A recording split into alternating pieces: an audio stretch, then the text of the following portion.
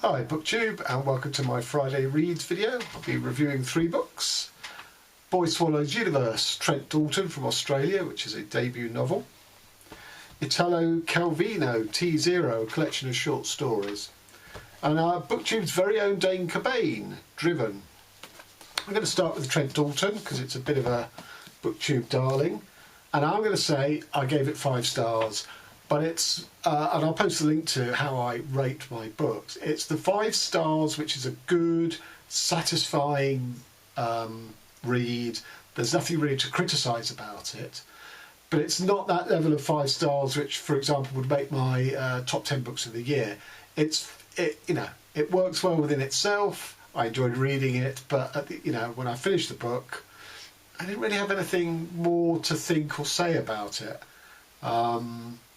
You were sort of contained within the world of the book, and that's fine. But when you leave the world of that book, having finished it, there's no desire to go back to it either through rereading it or through, thinking about it some more beyond the final page.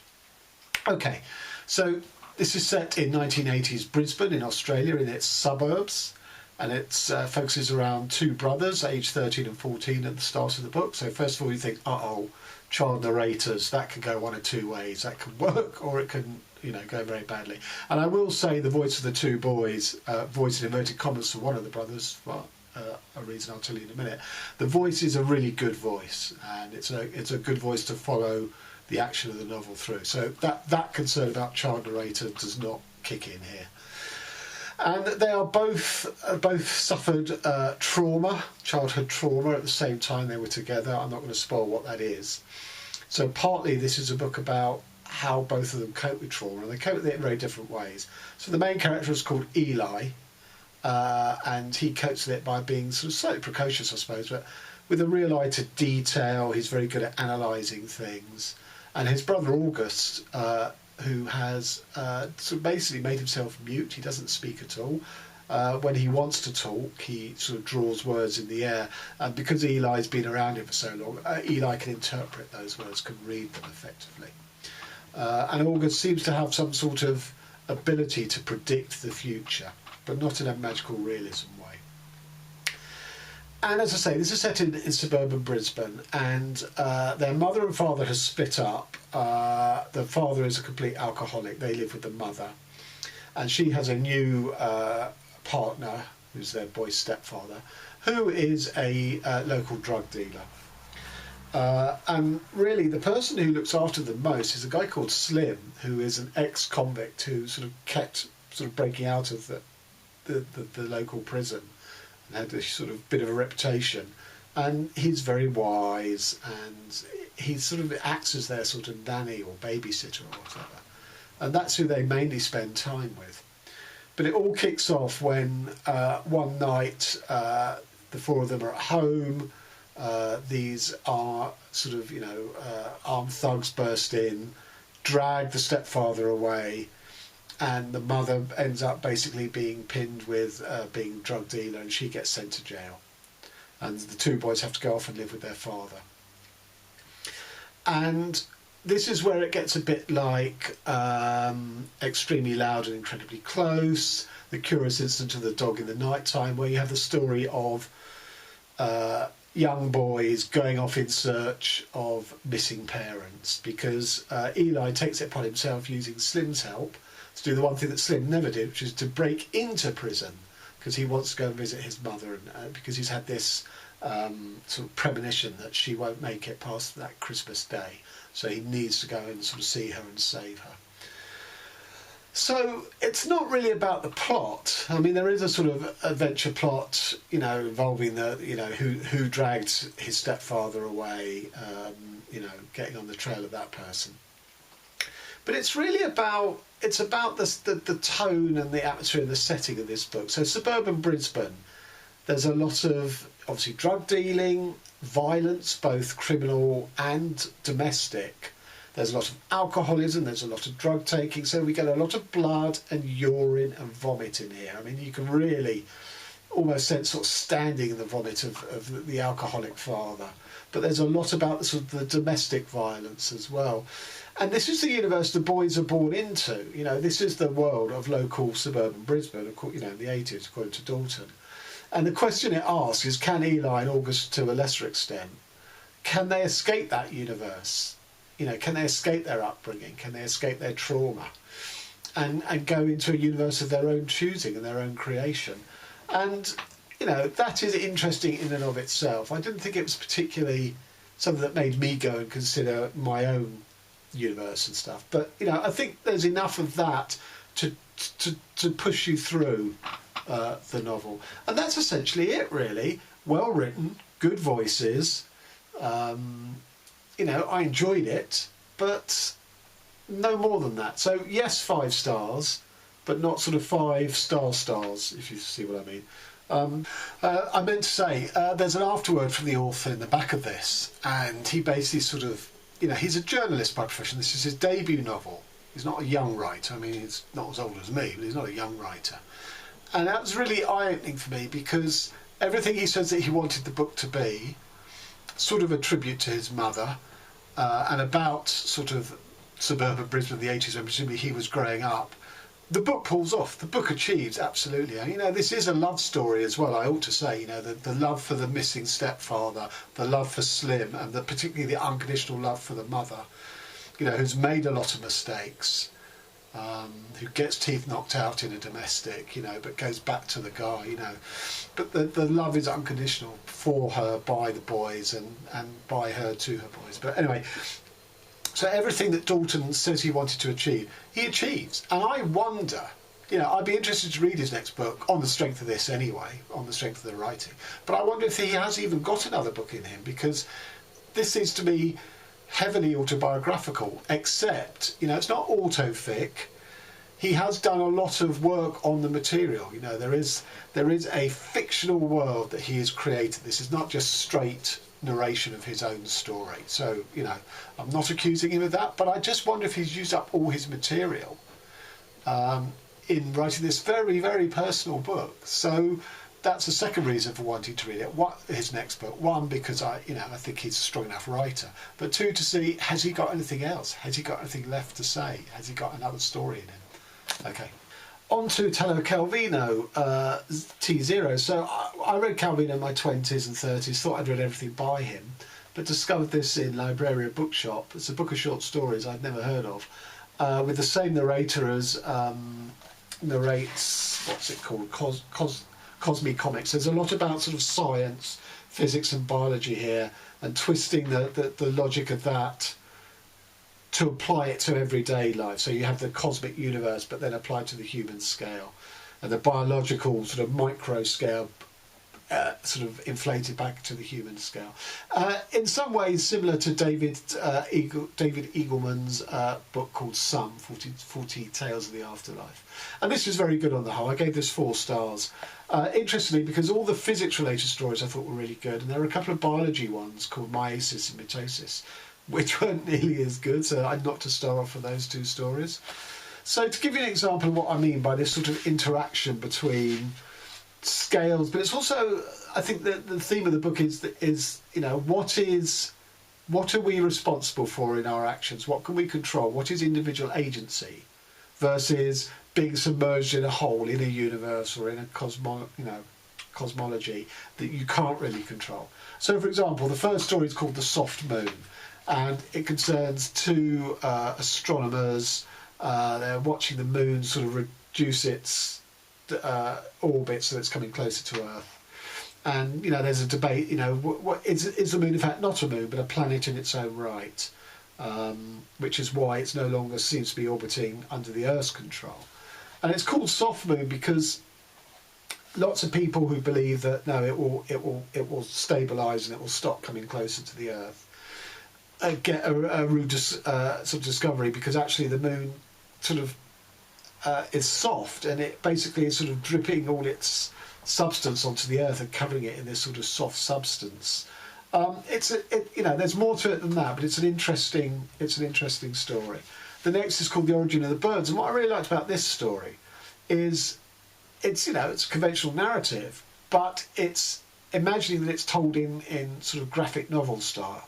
So it's describing frames of cartoons, because in order to describe the difference of the world that this main character in this story goes into, it has to portray it in a non-usual fashion of the regular prose, and more into a cartoon graphic novel way, so that it can change things like how we move, change distances, because they are changed in graphic novels. And I thought that was really effective.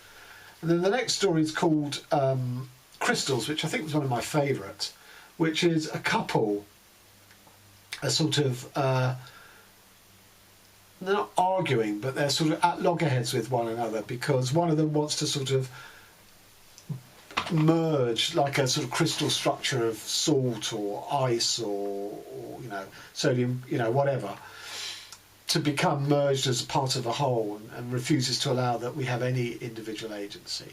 And the other partner's going, well, no, because most crystals have flaws, and that is where individuality lies. And they're batting back and across in their own relationship between coming together and being apart. Do the couple sort of merge and become one being? That sort of, that representation of sort of ideal marriage, where the two submerge to become one. Or is it, no, how do you preserve your individuality and yet service the couple, the other, with full attention? And then there's Blood Sea, which I really, really enjoyed. It's basically the primordial ocean, the notion of it as, well, the blood inside us is a primordial ocean. It's become internalised, from which we all stem. And it's about this sort of relationship of the inner propulsion of blood wanting to sort of reunite with the primordial ocean. And I thought that was a really strong story. Then we have Mitosis and Meiosis, the two biological stories, which I didn't sort of get on with so much.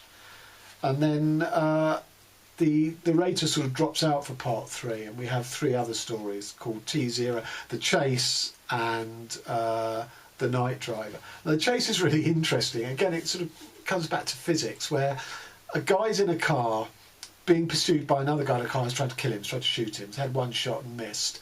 And it's a chase scene, except they're both stuck in traffic. Neither car is moving. And the guy who's being pursued is making all these calculations. If I shift lane, and that lane moves on, then I can outrun the other guy because he's going to be stuck in his lane. Or my lane could jam up, he could shift into lane that moves, and he catches up and kills me. Equally, the cars are sort of gridlocked. I could open the door, I could go out and run, and I could maybe outpace him that way. But if his lane starts moving, he's in a machine, I'm on foot, he's going to catch up. So it's sort of all this stuff playing through his mind. And then he widens it out, and he comes up with this notion of, well, what if there's a guy behind that guy who's trying to kill him? And maybe I'm tasked with killing the guy in front of me. And it's sort of this sort of concatenation chain of physics, but also being, I thought it was brilliant. I thought it was a really, really good story. So, mostly very, very good. Very typically Calvino. And on to Druvan by Dane Cobain. So Dane Cobain has written several books in many different genres. He doesn't restrict himself to one genre. So he's done literary fiction, he's done horror supernatural, I believe. And this, which I would say is crime mystery, or possibly even sort of cosy mystery. I don't really have a concept of cosy at all, let alone in literature. To me, a cosy is a thing my grandmother would have put on a kettle to keep it warm. I don't really like the notion of cosy. I like my books to be edgy, I suppose. But I don't know if this is cosy. What I will say is, for people who like Robert Galbraith, aka J.K. Rowling's series of Cormoran Strike books, this will be just as satisfying, I think. Not that I've read the books, I've only seen the TV series of Strike. It shares several elements. He takes on an assistant who's sort of tattooed and pierced, young female who's a computer whiz, which is sort of, and there's that sort of tension between the two of male and female, older, younger, which is similar to Strike. I buddy read this with Alan over at Big Hard Books and Classics, and he suggested the tattooed, pierced assistant is very, sort of from Girl with the Pearl Earring and Girl with the Dragon Tattoo series. I haven't read them, so I have to take that as on trust from Alan that is very similar to here. So it starts off with a brilliant plot device of the murder, in that someone is deliberately driven down by a driverless car. Now, we know driverless cars are programmed not to have collisions, and obviously someone has reprogrammed it to do exactly that. And I just think that's ingenious. That's a wonderful sort of imagining from Dane to set up the book. And then obviously, there's a cast of characters who are either witnesses, people of interest, or actual suspects. I think the interesting thing is less the plot, because that follows fairly standard Agatha Christie, Sherlock Holmes type, even to the point where at the end all of these people are brought together in one room, which happens to be the private detective's office, as he tells them, who done it, basically. But I think the interesting thing is some of the character interactions. So there's a private eye called James Lightfold, and this is obviously he's the guy who's going to be in a series of books by Dane. But he has a really interesting relationship with the police, with a guy called Jack Cholmondeley or something. Sorry if I got the name wrong. Because normally when you have private eyes rubbing up against police, the police hate private eyes because they think they're amateurs, dilettantes, they get in the way, etc. But it's different here, and in an interesting way, because these two cooperate. They're old friends, but they cooperate because, from the private eye's point of view, he doesn't have the authority and the badge to get him into certain places, so he relies on the policeman to do that. And for the policeman, he has to stick by the rule book, so he uses Lightfold to do certain things in a slightly underhand way that he himself couldn't do, because it compromised the case and certainly compromised his professionalism. And I thought that was really interesting here. And there's not much more to say without, obviously it would give away spoilers. I give this book 4 stars. The reason I give it 4 rather than higher is because I do think the writing could do with tightening up in places. I think an edit... Now, when I say an edit, I don't mean there's typos and stuff, because that's not the issue. I just think there's some really clumsy phrasing that an editor who does more than proof editing would pick up on. So if I give you an example of that... So a witness is being interviewed by the private eye Lightfold. She says, "Sorry, sir, I've never heard of her." And "It was a long shot," Lightfold replied, "but a shot worth taking all the same." Now, apart from the fact it was a long shot is a cliche, to the extent that Dane uses variants of it in 2 other places, I don't think a professional detective or private eye would say the second bit, "but a shot worth taking all the same." He may think that may be his thought process, but I don't think he'd say it. So he might say it was a long shot, but he wouldn't say it was a shot worth taking all the same.